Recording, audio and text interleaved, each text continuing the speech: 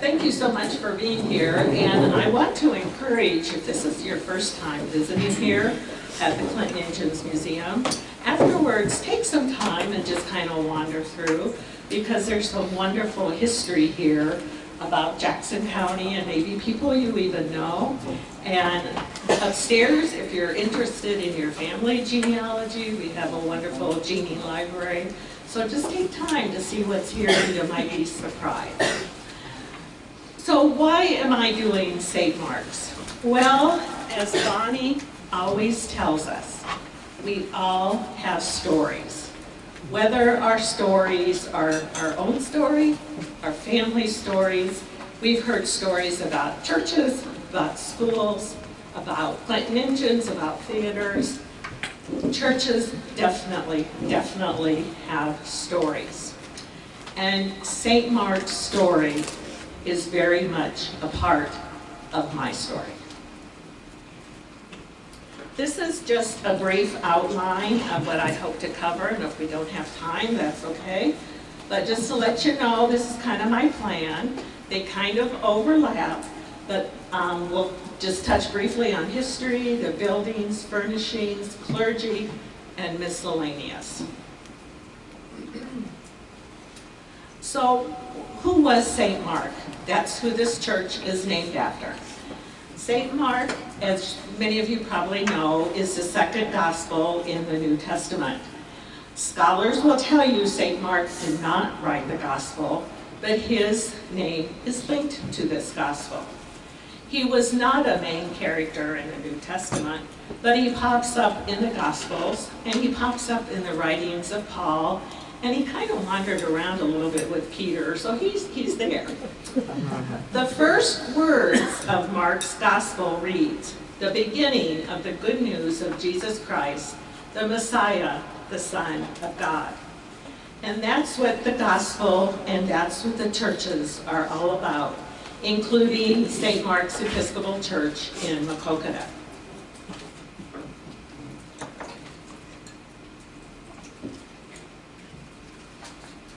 Now, over on the far side is the icon of St. Mark.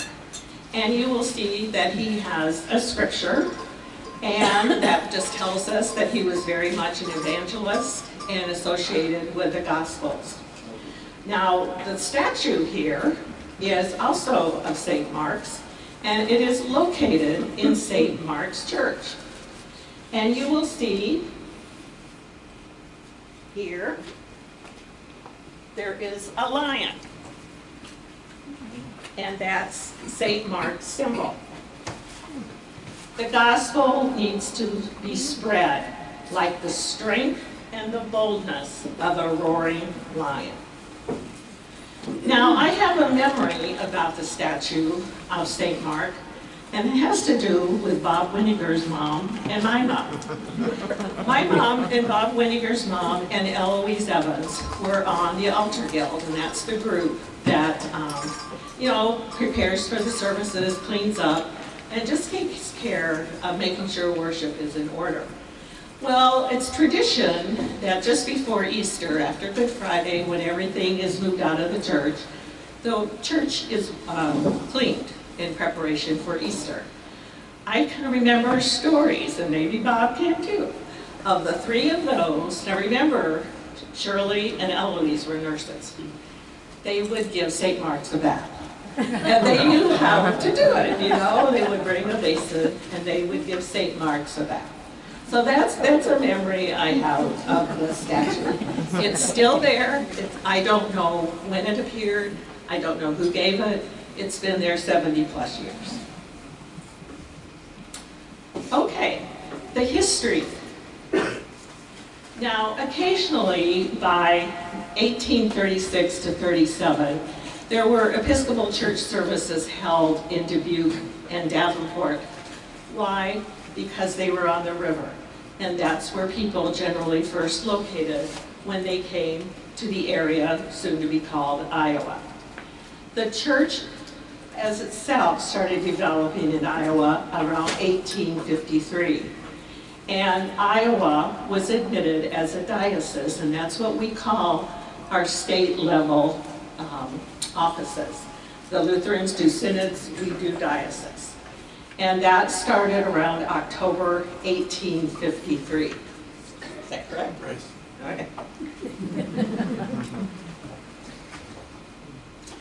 Now, as Maquoketa developed as a town, thanks to the railroads, Mindy kind of helped me remember that, there were various reasons for people to come. Women came with their birth families or their husbands. Many nationalities, especially German and English, were in this area. And it would not be unusual for these nationalities to get together, to visit, to get to know each other. This group of women, we don't know where they all came from. More than likely, they were either born in England or of English descent, or had grown up under the training of the Episcopal Church out east. But these 6 women gathered together in Maquoketa, Jackson County. They met together often, and they began to want to develop a church in this area. What I think is interesting, it wasn't till a little bit later, but October 6th is my birthday. So I go, yes. So these women took the first steps in organizing the Episcopal Church here in Maquoketa. Now, I didn't know, and I did not take the time to look up these women. Bonnie told me a couple of weeks ago that the Dunhams, correct, he was a banker, and he lived in the Sorensen house, which is next door to where we used to live, across the street from where Sue and Ray LeBlanc lived. And it was a house that was caught on fire several years ago. She also told me that Truex was a druggist.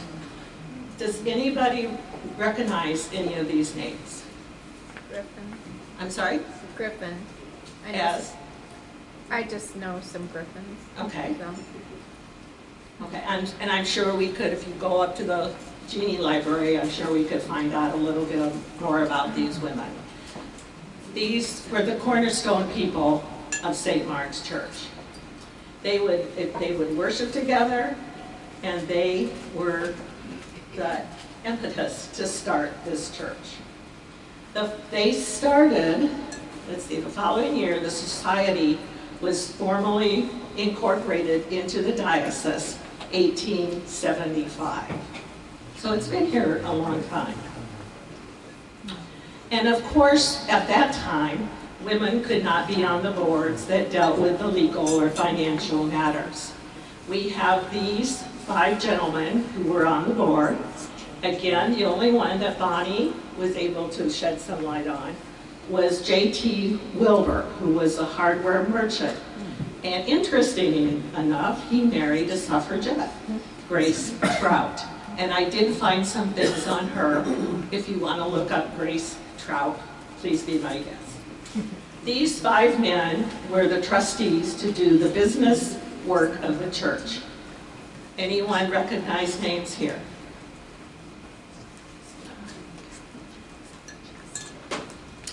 Well, how many times do we see this building, the Jackson County First Courthouse? And this is where St. Mark's originally began to worship. December 14, 1879 was their first recorded services held at the old courthouse, led by Reverend James Trimble from Clinton. There were 11 members. 1879 also brought Samuel Myers, and he began to lead services. He wasn't ordained until 1880, but he became the first resident priest. Also in March of 1880, the society was recognized by the Bishop of Iowa and became known as St. Mark's Mission. I am guessing that the name was given by the bishop, would be my guess. I never found anything else that told me different. Does that sound right? Services held in the courthouse for about 2 years. And the words of Reverend Myers stated, "I must always look upon our courthouse worship as been a stepping stone towards better things. And another thing that I did not know was, according to several resources, Reverend Myers also held services in Bellevue. Does that sound right? No. I don't know how long, I don't know where. I read that several places. With time, the lot where the church now stands was bought for $360. This was made possible by who? Who made it possible? 5 women. The 7 women, yes. By efforts of the ladies of St. Mark's, this original church, of course, through the years, it has been changed and updated. But it is the only church in Maquoketa that's still in the same building at the same place. All other churches have moved. I think that's really awesome. The first spade of dirt was lifted on June 20th, which happened to be my mom's birthday, in 1881. The cornerstone was laid July 28, 1881. Cornerstone and the upper part of the foundation came from the Anamosa quarries. Get this, think of our builders today. December 21st, 1881, 6 months later, they moved into the church. Besides the lot, the total cost was $2,600. These are one of the earliest pictures I can find. And here you can see the foundation. And this is kind of the earliest of the inside of the church that I could find. And you will notice that at the left side of the church, there's kind of a door that goes downstairs. Originally, it was just kind of a dirt undercroft or underground. In around the World War II era, or after, it was dug out and made into a space for gathering, Sunday school, and a kitchen. And I remember the bathroom there was kind of interesting. It probably still is there. So for a while, you know, they didn't have the basement part. And you will notice in another picture, there's just a small organ there. So those are some of the earliest pictures that I could find. Here is just a picture.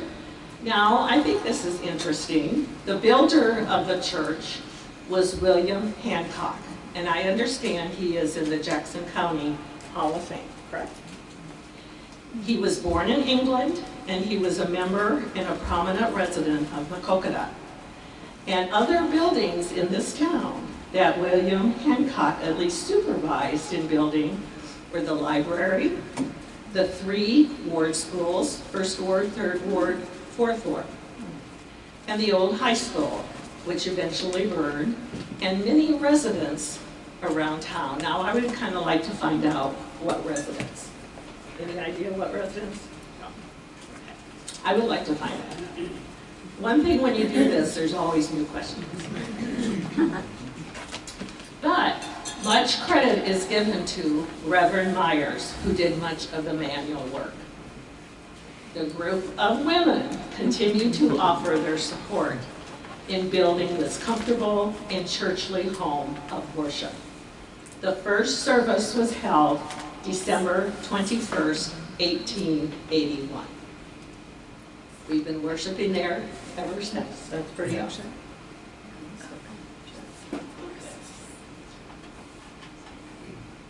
Okay, through time, there was a need to house the clergy that came to town. So the second clergy, his name was Reverend Henry Somerville. And during his time here in Maquoketa, the rectory, we call it the rectory because in churches, the main priest is usually called the rector. The rectory was built between 1884 and 1887. right here. And again, there has been several remodels, at least in the 60s and again in the 80s, 1980s. Again, with time, there needed to be more space as the church began to grow. And in 1964, the purchase of the Nettle House, which is on the corner of Maple and Niagara, across from Tina Bina, where that is, was bought by the church and turned into schoolrooms, Sunday school rooms, clergy office, kitchen, meeting rooms. Over time, community offices such as Operation New View were housed in this building. I remember, I think that was the first place I taught Sunday school. So I didn't have, and I also remember, as a youth group member, that basement was kind of creepy, but we would go down there anyway. I remember that. We don't have that home anymore, and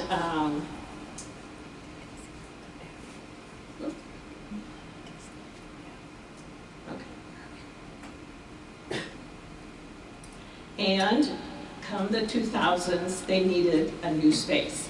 I do not know when the Nettle House was sold. Do you know? The same era. Okay. It was sold. That house is now a private residence, so it is still standing, and I think there's probably some interesting history if any of you are interested in homes in Ekokata. Again, I did not go that direction. But in 2007, the cornerstone was made for what is now the church center, the parish house. And you probably recognize it, it's still there.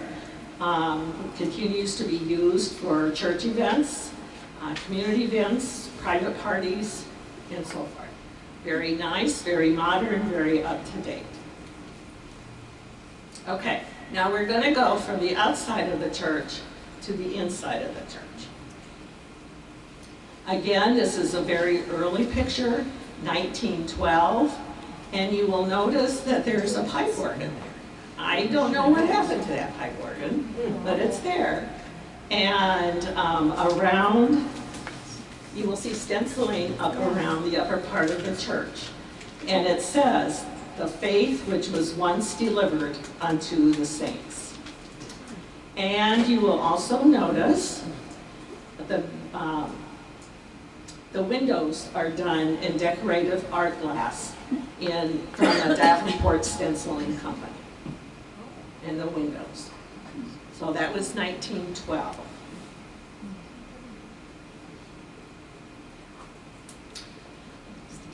This is between 1947-49. And you will notice one of the main features that we didn't have before is the curtain. And it's the dorsal curtain, correct? Dorsal? Dorsal. And it's kind of, it enhances and embellishes the sanctuary. It hangs behind the altar, and it's kind of an ecclesiastical art of the time. The altar is made from polished ash, and that same altar is there. We're still using that altar. Again, you will see the dorsal curtain and some of the other furnishings which we're going to look at. This is the church that I remember growing up in and worshiping. The altar is still facing the back wall. You will notice St. Mark is over there on the side. So he's been there as long as I have at least. And it was right around the 1950s when I believe the church was finally kind of painted the white with the white pews. Is that your understanding? Okay. Jean has been my go-to lady. Okay. Thank you. Okay.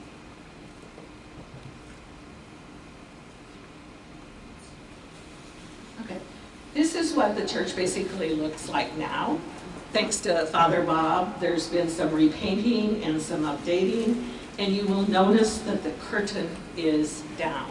And that's just such a beautiful window, and it just enhances the worship space.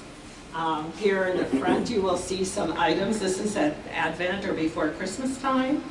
And one of the projects, I don't know if they're still doing it, but it's Undie Sunday, when underwear is brought and given to those in need. So that's what all that stuff is. But I just think that window is beautiful. And again, I'm sure there's more stories there with that window, and there's a lot of symbolism that again tells stories of our faith, and I'm sure it tells stories of St. Mark's. Here's just another at Christmas time. It just shows the beauty, the simplicity of this church. Another one. And these are altar rails. And we're going to get to some of the furnishings here in just a minute. And there's again St. Mark's up there. Okay. A lot of the furnishings that are in the church were given at the time the church opened. And many of them are black walnut. And many of them are given in memory of somebody or in thanksgiving for somebody. Black walnut. And they're still in use. We're still using them to this day. This is what we call the lectern, where the Bible usually sits and where the Bible is read from. And here is hanging for Lent, for the Lenten season. And so it was given in memory, it was given by Mrs. Decker, and I believe it was given pretty much at the time the church opened in the 1880s.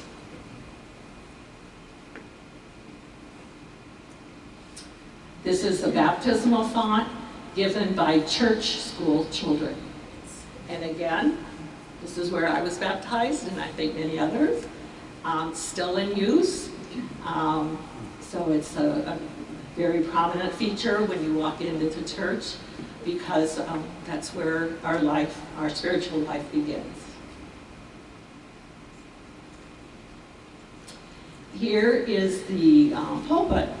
And I found out finally that this was given as a memorial in 1915 in memory of that Mrs. Decker we saw back with the lectern. So, you know, the history of the families continue. And this is still in use. And I think it's pretty awesome when I get up there to preach to know how many before me have been there preaching. And that's kind of awesome.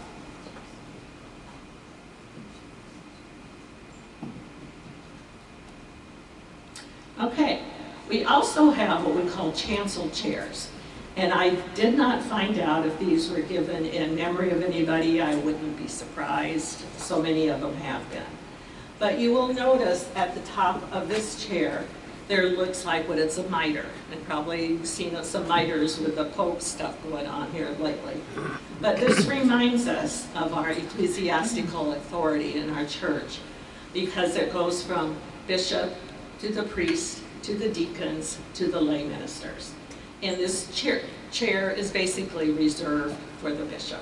I think other people have sat there, but basically it's for the bishop. When you need more chairs.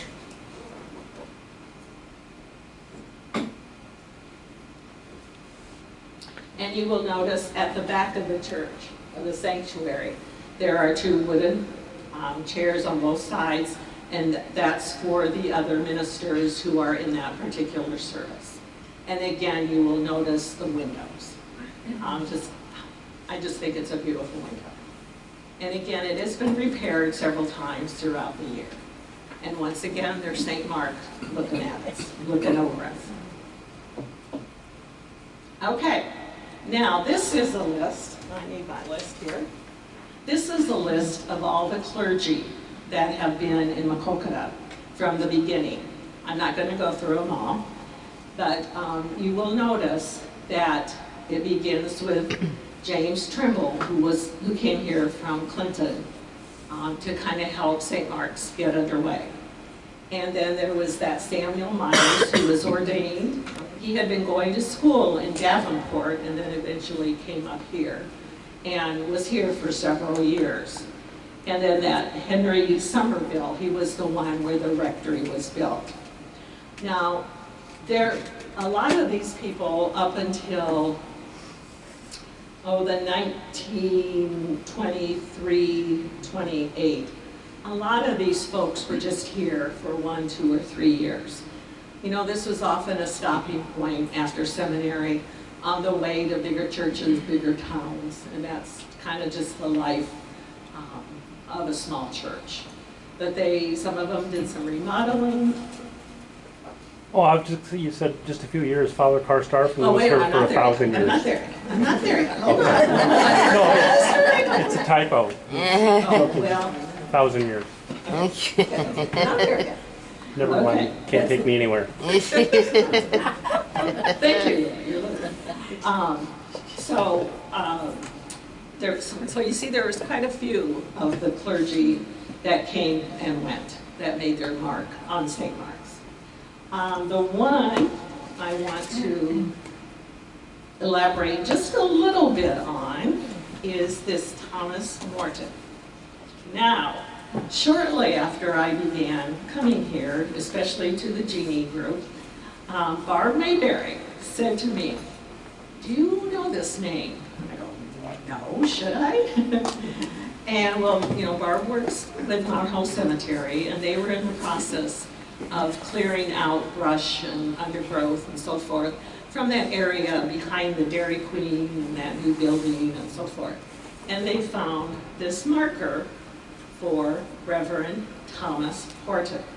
Well, that got my interest, and as I had read some things, he was connected with Clinton.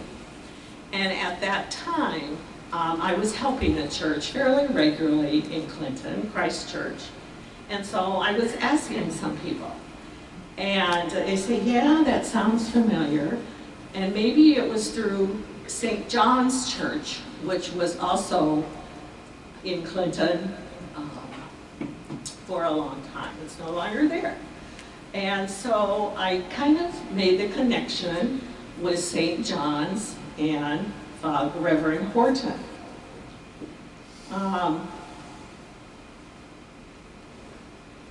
And Reverend Horton, and also as I do my way back when stuff for 1945 and that era, his name comes up an awful lot, this Reverend Horton. And what he did, he was permanent at St. John's Episcopal Church in Clinton, but he also did supply work at St. Mark's and also in Anamosa. So he kind of had a circuit, so to speak. Now, St. John's eventually closed. Does anyone know what that closed church is now? Is that the brewery? It's the brewery. Yes, really. It is. There we go. It's the Great Revivalist Brewery. And it still looks like a church. They've kept the integrity of the church. And you know it's been a church when you walk in. And here's kind of what it looks like now. Wow. You can see their stained glass windows, which are beautiful. You can see the mosaic back there behind the altar and the altar. You know, the church has a service that they go through when they deconsecrate something. But as a clergy person, when I go up to that altar, I just think of all the people who have been baptized and married, and it's still, the integrity is there, and I think they've done a wonderful job, but it's still a little hard for me to do that. But that's me.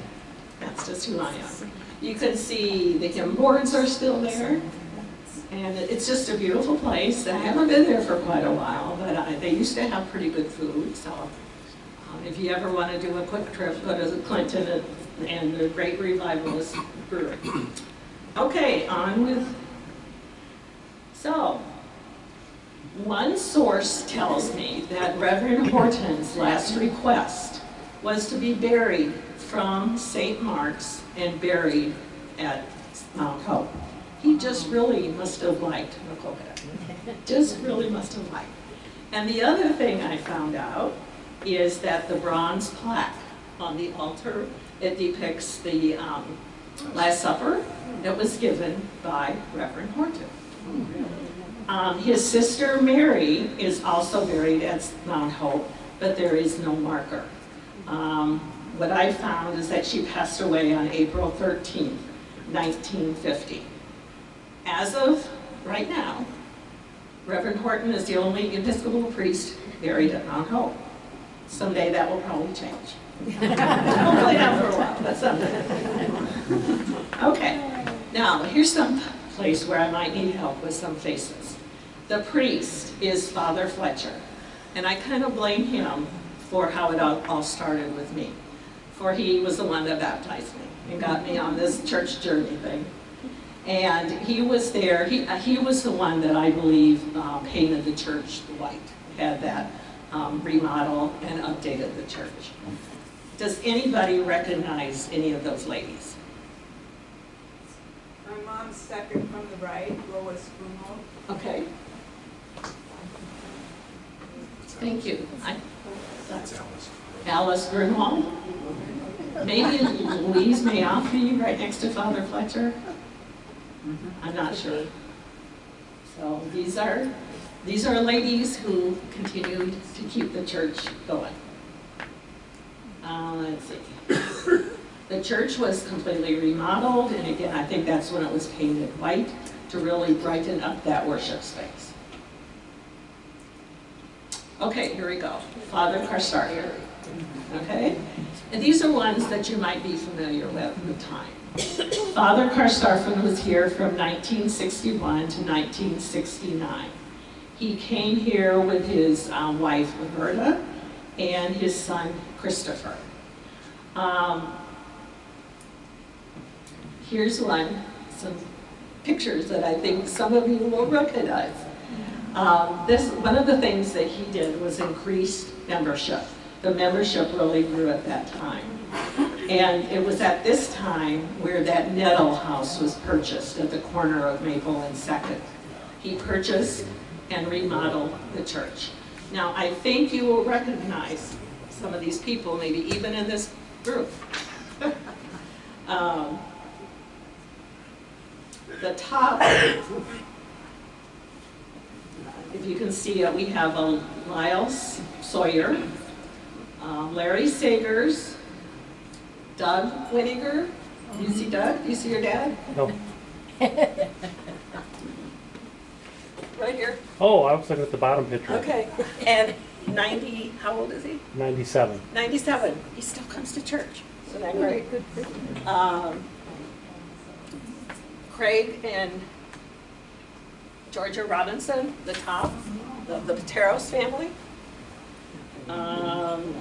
Carl Stoll, Father Karstarfer up there at the top. Shirley Winiger, you see her? Yeah, up there.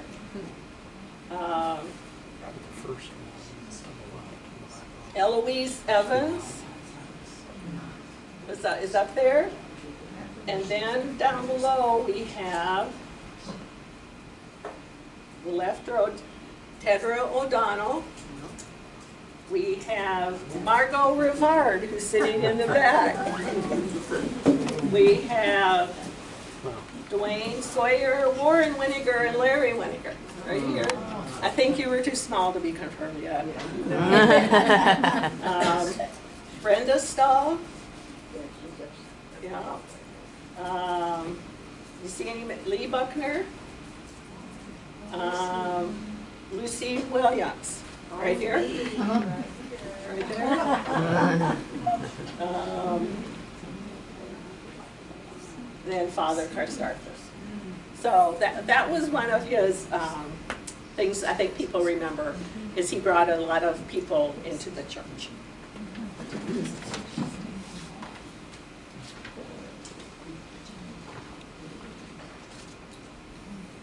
Okay, then there's Father Burlingame, and I bet a lot of you remember him. Father Burlingame, and he was here. 1969 to 1984. He was the longest person here in Maquoketa. Father Karstoffen was 7 years. Back to Thomas Horton, he was here, not permanently, full-time, but he was here around 17 years doing his circuit riding. Okay, and with, I'm sure Father Burlingame, a lot of you remember, his wife Mary, maybe some of you had her in 2nd grade. Anybody here, was she your teacher? And there was David, and there was Mary. Beth. Beth, I'm sorry, yeah, Beth. Unfortunately, Father Burlingame passed away while he was attending our diocesan convention on November 11th, 1984. Mary remained in Maquoketa until her death in 2011. And very prominent members and very influential in this community. Besides being active in the church, Father Burlingame was active in the community. And one of the things he's remembered for is this girls' softball program. In 1973, he had 4 teams and 60 girls. The program continued to expand with his active involvement. 10 years later, he needed to cut back on his duties due to his health reasons. Burlingame Field initially was the north field near the Jackson County Fairground. But the sign has been moved, and it took me a couple of visits to find it. There we go. It's currently located on the ball fields just off of Kathy Lane in Meadowdale. That's where you can find it. So he was well known in the community. Anybody have Mary for a teacher or a child? No? Okay. Okay, then something major happened in the Episcopal Church. For many years, women of the church were trying to get to the point where they could be ordained. And in 1976, it happened on September 15th in Minneapolis, Minnesota. And this eventually would have a major impact on my life. It was a major discussion, argument, splits within the church. I mean, it was just a major conversation. Not all of it came out good, but I think it did. One of my role models came to Maquoketa, the first woman priest here, Reverend Maria Tatro, and she was here from 1985 to 1990. And again, she was one of my role models. I wasn't here full time, but when I would come back to visit my mom, I would often go visit with Maria. And maybe some of you remember her, okay? And she's still active in ministry, I believe out in Massachusetts. Okay, because of this, eventually, some years later, I was ordained in 2005 in Ohio. Thanks to Maria, thanks to the church. And there are many, many women priests right now, and now we have women bishops even here in the state of Iowa. At the present time, this is our bishop, Bishop Betsy, who's doing a wonderful job. And it's just wonderful to see women leaders rising up in these leadership positions. But let's go back to Maria. She, again, was very influential in the community. One of the things I think she was known for was ecumenical work. And she gathered together here with other pastors in the town. I believe they're talking scripture. What are you going to preach on Sunday? And you might recognize some of them. Russell Fate, Richard Camper.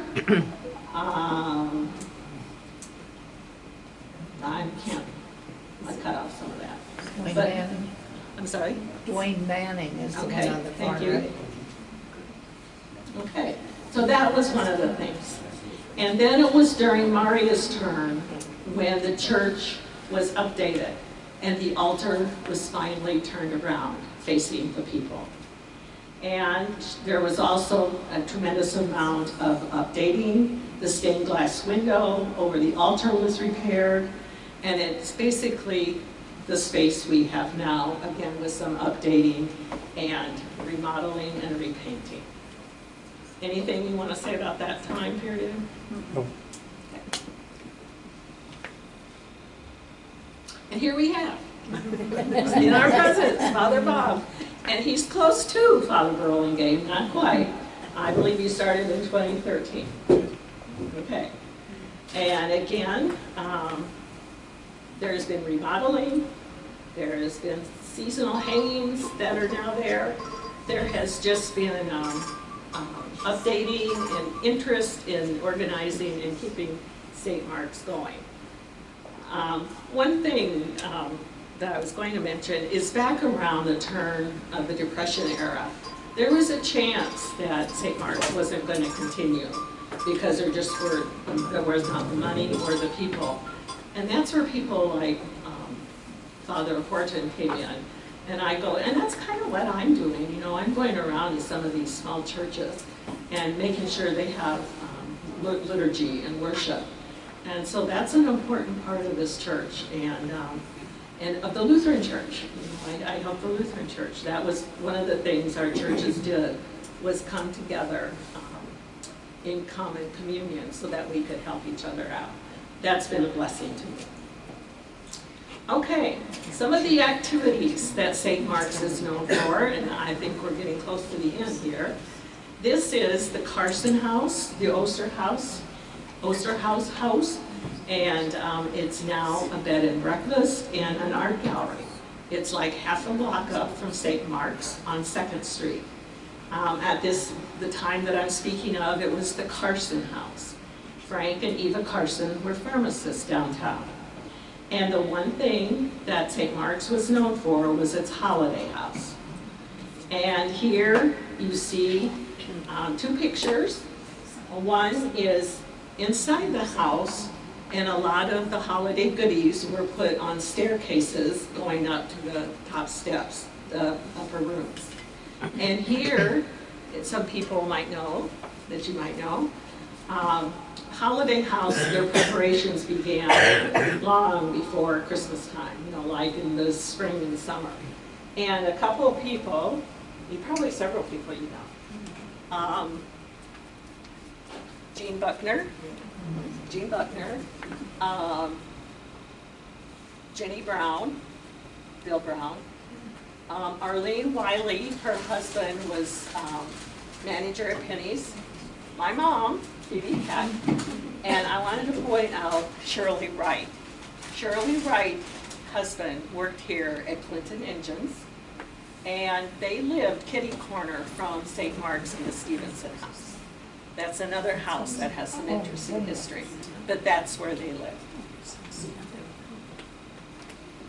Okay. Here's another gathering of folks. And again, we have Lucy Williams. She eventually became Lucy Hunley there. Father Allen, again, Eva Carson, Shirley Wright, Harriet Robinson, and Nan Martin, who was also the organist for quite a while. This is one of my favorite pictures. This was Sunday school back in the early 50s. And I don't have all the names, and if you want to look at it afterwards, you're welcome to. But some of the people you might know this is Kim Wright, Shirley's daughter. This is me. That's my sister. And up there's my other sister. There's my mom in a white hat. Who else might you know? I know we named these ones, didn't we, Jean? Yeah, we did. Yeah. I know the Warys that did the Decker House. This was John. And what's her name? Barb Wary. Yeah, Barb Wary. Pateras, that's Georgia. Tom Pateras. Yeah. Grunwald. Grunwald. Right here. So that's a fun picture. Okay, so currently, one of the things you might know St. Mark's for is their fall and spring suppers that's held in the parish house, the community house. And of course, we have quilts. And this is one of the ladies who has kept St. Mark's going for many, many years, and who's our quilter. And every year they auction off a quilt and I have to thank Jean for helping me, because just even last week I called her and I said, Jean, guess what? I have a question. So thank you, Jean, for your help. So you might have come to some of our suppers. Pretty good eats there.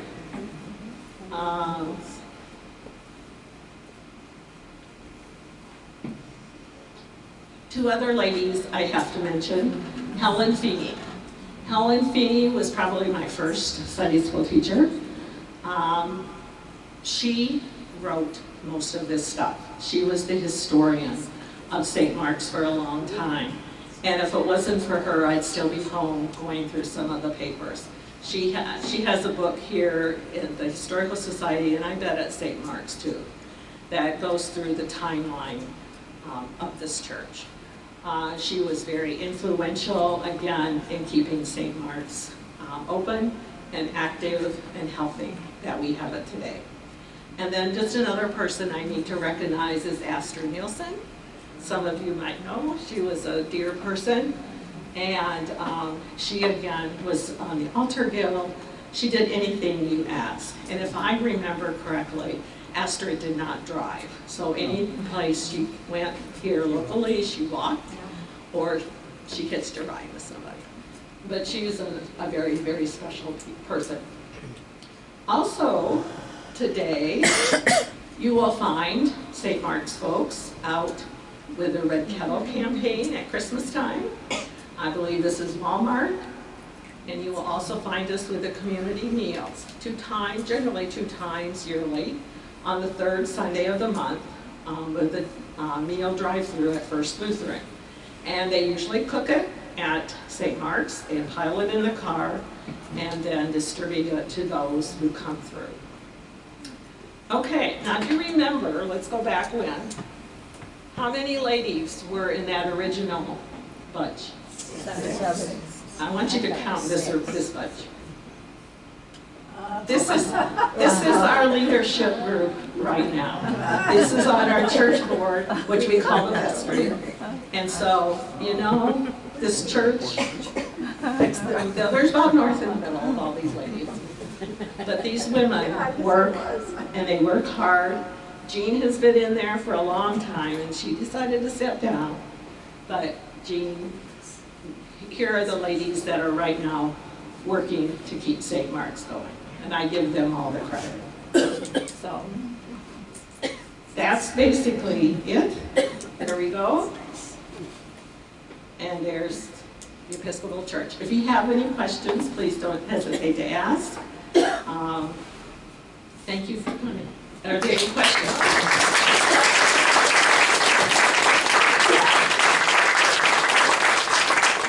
Are there any questions?